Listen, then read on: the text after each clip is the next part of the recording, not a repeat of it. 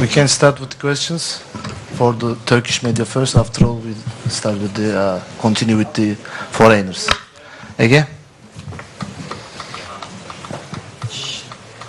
Maça Chelsea daha baskın başladı. Önde top yaptılar. Daha sonra Yekta ile birlikte ve ikinci yarıda Semih'in girmesiyle beraber Galatasaray ipleri ele aldı diyebiliriz. Semih'in de sanırım sakatlığı geçmişti. Semih'le ve Yekta ile başlamadığına pişman mı hocam? Because Semih played a lot of game. No. Practically, Chelsea started with much more pressure in the game, in the pitch. But after you took in Yekta and Semih, Galatasaray dominated the game. And Semih seems okay now. Are you regretting your decision for not starting with Semih and Yekta? No, I don't regret my decision because when you decide, you think that you can do a good choice.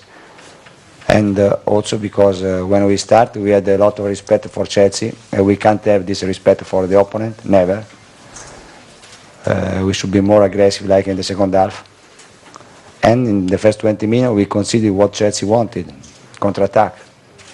We did 4 incredible mistakes, and they scored in our mistake.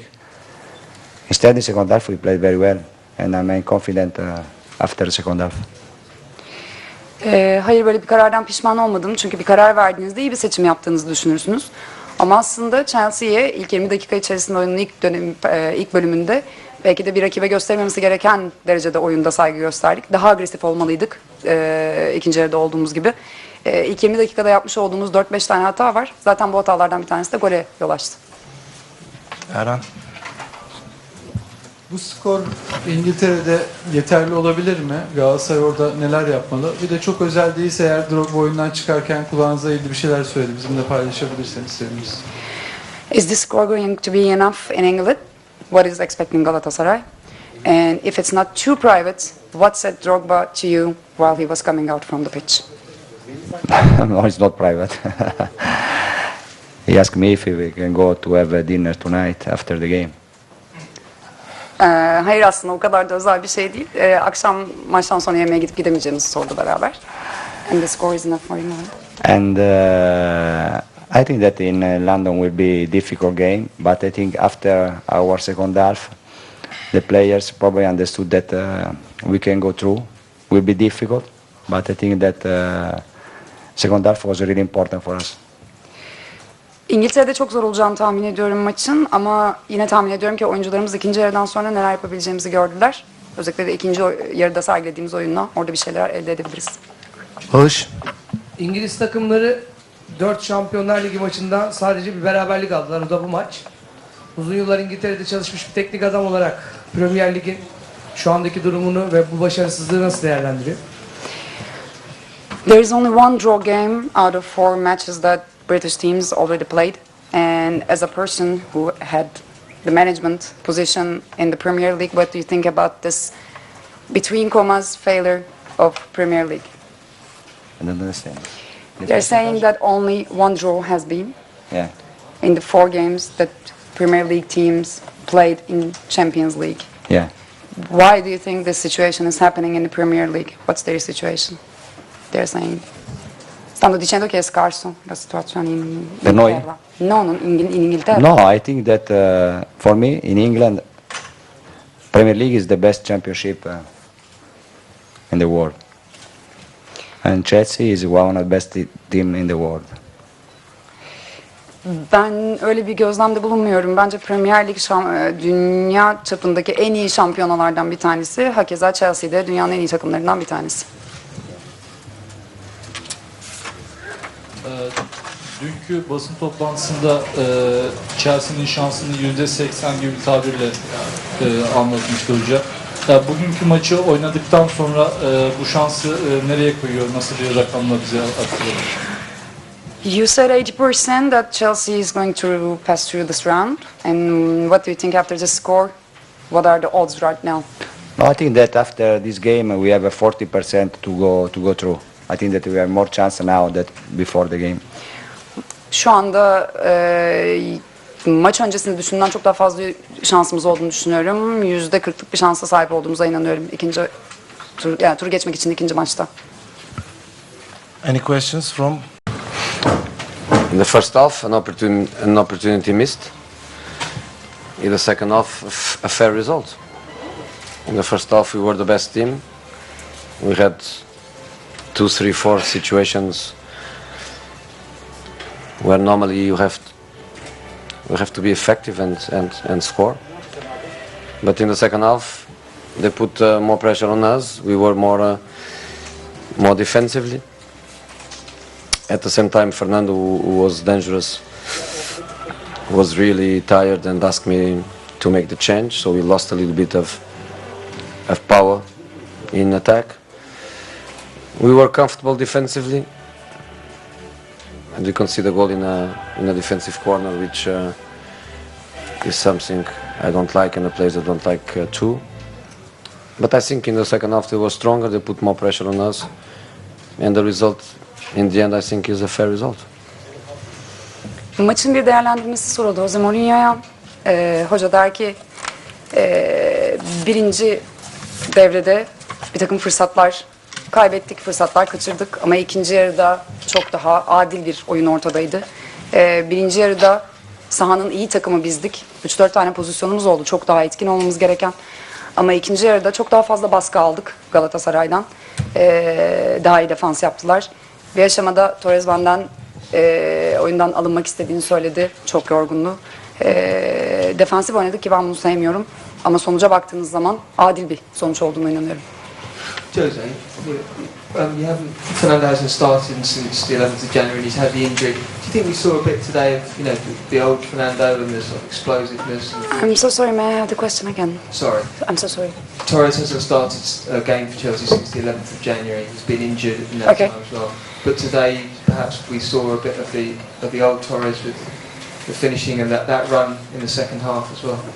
Okay, thank you. I think Nando is having a very acceptable season. He had 2 injuries, and he had 2 injuries in his best moment. The first one I remember, that was after he scored the winning goal against City, and he had an injury and he was out for about a month. And after that, he was scoring goals away. He was scoring at Southampton. He was scoring at Hull City, and he had another injury. But in the middle of that, he was doing quite well, and he was scoring a few important goals for us. Also in the Champions League against Schalke in a game that was crucial for us. So I think he's doing well. Today he gave a lot, but obviously the gasoline finished, and I had to change him. Soru, Torres'in 11 Ocak'tan itibaren herhangi bir maç oynamaması sakatlığıyla ilgili olarak acaba ikinci yarıda koşuyu tamamlamasının sebebi bu olabilir mi, sakatlıktan dönüşü? Jose Mourinho der ki aslında Torres kabul edilebilir bir sezon geçirdi bence. En iyi dakikalarında, en iyi anlarında 2 tane üst üste sakatlık geçirdi. Ve neredeyse 2 ay boyunca uzak kalmak zorunda kaldı sahadan. Olsi ile güzel anlaştık.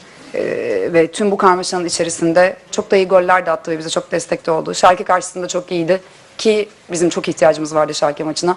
Bugün de en iyi oyunculardan bir tanesiydi ama temposu dolduğunda, zaman dolduğunda almak zorunda kaldım oyundan. Evet, Kemal Bey de Salih'e. Arena'ya ve İstanbul'a tekrar hoş geldiniz öncelikle. Ama buradan 2 seferde yine üzgün şekilde ayrılıyorsunuz, ikinci seferde. Yine kazanamadınız. Şöyle bir soru sorayım öncelikle. Geçen seneki Galatasaray mı daha çok sizi zorladı yoksa bu seneki mi?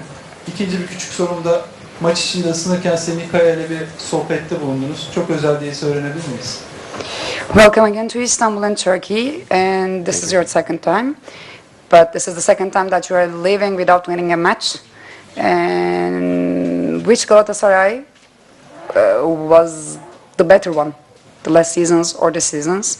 And also, if it's not too private, you had a chatter with Semih. What was it about? With Semi? In the warm-up? Yeah. I was telling him congratulations for what he did in the match against Besiktas, because it's not normal.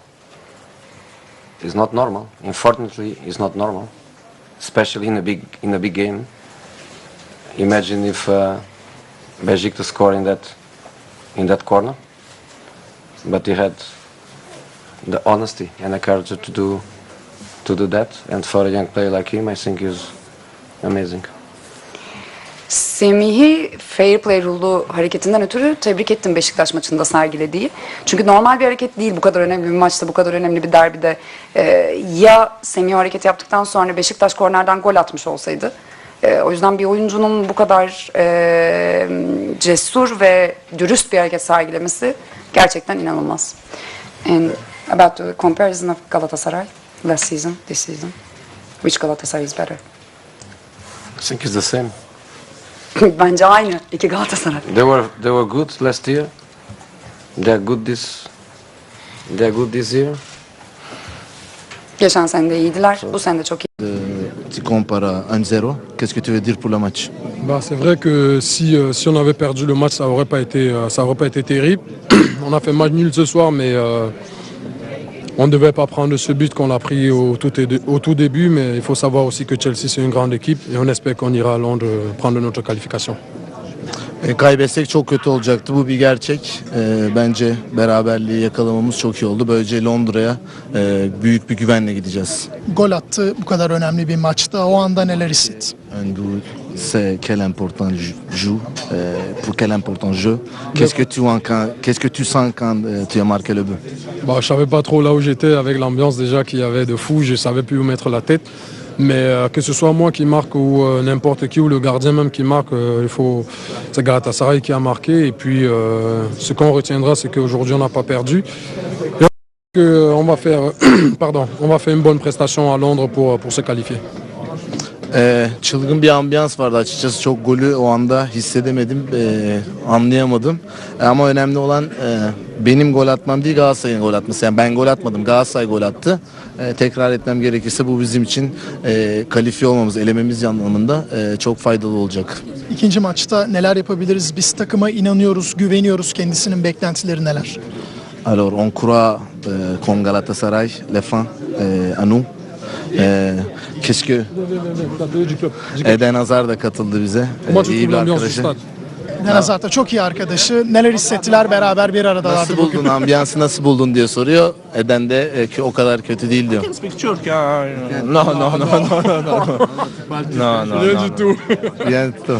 Non, l'ambiance, ouais, une super belle ambiance, un super beau stade et voilà, je pense que c'est bien. Belle équipe, non? Super belle équipe avec des grands joueurs, c'est vrai et voilà, c'est Numéro 21. numéro 21, grand joueur aussi. Il a démontré encore tout son potentiel ce soir et voilà, mais j'espère que le retour sera mieux pour nous. Çok güzel bir ambiyans vardı. Çok iyi bir takım vardı. Aurelien dedi ki oyunculardan bahsetmeyecek misin? Evet iyi oyuncular var dedi. Sonra numarasını söyledi. 21 numara nasıl dedi. O da dedi ki evet 21 numara da çok iyi bir oyuncu dedi. Bizim için rövanş umarım çok daha iyi olur diyor Eden Hazard. Uzun uzun sohbet ettiler Aurelien'le birlikte. Neler konuştular herhalde? Çok özlemişler birbirlerini. Est-ce que comment vous sentez hein? Ouais, c'est vrai qu'on se Ça fait sent. longtemps qu'on s'est pas vu. Bah ouais, Ça fait voilà. longtemps qu'on s'est pas vu. C'est un plaisir de revoir un ami. Tutmuyoruz. Bir arkadaşımı, iyi bir arkadaşımı. Ça a été un joueur, mais c'est un ami avant tout. Bir oyuncu her şeyden önce ama benim arkadaşım. Il donne pas beaucoup de nouvelles, mais bon, c'est. Gros, tu joues tous les 3 jours, je vais pas te déranger aussi. Donc, non, ça va, c'est un plaisir de le revoir. Et j'espère qu'il gagnera le championnat et qu'il nous laissera passer en Champions League. Quoi? J'espère qu'il gagnera le championnat anglais et qu'il nous laissera passer pour le prochain tour de la Champions League.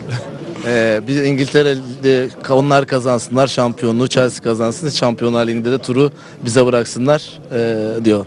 Çok teşekkür ederim. Tamam. Merci. Tamam. Teşekkürler. Merci. Merci monsieur. Eden Hazard ve Aurelien. Çok istememize bağlıyorum. Gerçekten kazanmayı çok istiyorduk. Burada bir avantajlı bir skor elde etmek istiyorduk. Ama istediğimiz gibi başlayamadık. Beklemediğimiz bir gol yedik. Daha sonra toparlanmasını bildik. İkinci yarı bence çok iyi oynadık.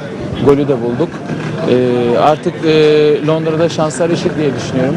Varımızı yoğumuzu ortaya koyup tur atlamak istiyoruz. İnşallah da turu geçen taraf biz olacağız. Selçuk kendi performansını nasıl buldun? Saha içerisinde biraz yorgunluk oldu. Evet. ikinci yarı. Şimdi üst üste gerçekten zor maçlar oynuyoruz. Beşiktaş maçını oynadık bu maçta. Bunlar büyük maçlar. Tabii ki öyle yorgunluklar olacaktır.